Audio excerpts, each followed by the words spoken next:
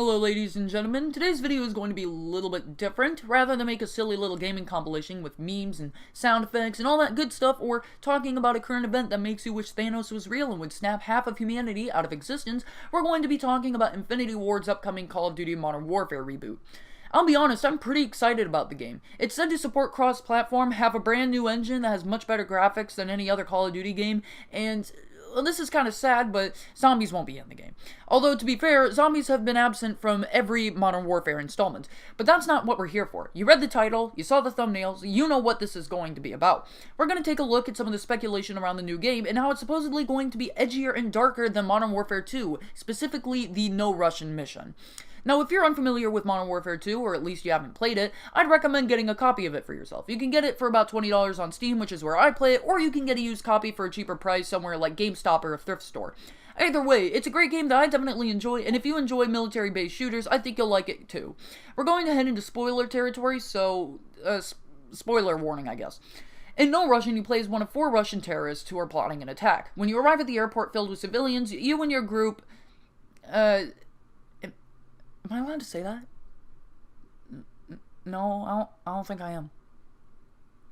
No, I'm not gonna risk getting banned. No, fuck off.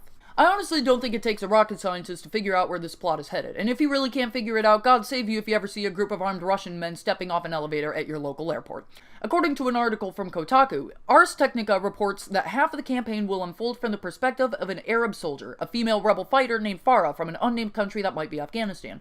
Per the report, the new Modern Warfare is aiming for a more brutal, morally gray approach, with an extended sequence set in Farah's home as it is terrorized by Russian soldiers, with civilians and even infants in peril. Something you should remember is that No Russian is the only mission in any Call of Duty game where you take the role of the enemy. Not that that's what's happening in the reboot, but endangered infants is definitely a huge step up from Russian terrorists attacking an airport. Now, you might be wondering if there's other games that exist that have any content even remotely comparable to endangered infants, and unless you've heard of the original Postal from 1997, you may be surprised to hear that there is. Postal is an isometric top-down shooter developed and published by Running with Scissors in 1997. The game put you in control of the Postal Dude, a psychologically damaged maniac who felt that the world was after him for seemingly no reason. In the final level of the game, which I believe was cut from the 2016 remaster Postal Redux, the dude approaches and attacks a group of schoolchildren at an elementary school as they play during recess. Unsurprisingly, the dude's weapons have absolutely no effect on the children, which leads him to have a psychotic breakdown and fall unconscious. This is where that game ends.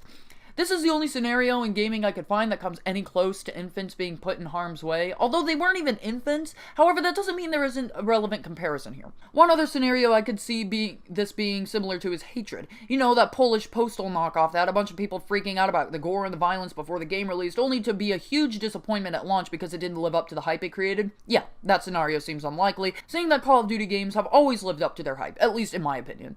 But you never know. That's why you have to wait and see what the game in question has to offer before making any assumptions.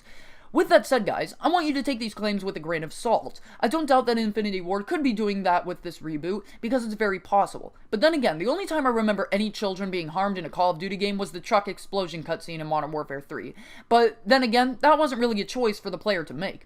What do you think of these claims? Do you think the Modern Warfare reboot will live up to its hype, or do you think this will be another Hatred situation? Let me know your thoughts in the comments down below. If you enjoyed, be sure to leave a like and subscribe, and if you didn't, well, you know, that's your choice. The links to my Discord server and Mixer account are in the description as always, as I'm very active on Discord. Thank you guys so much for watching, I hope you have a great day, and I'll see you all next time.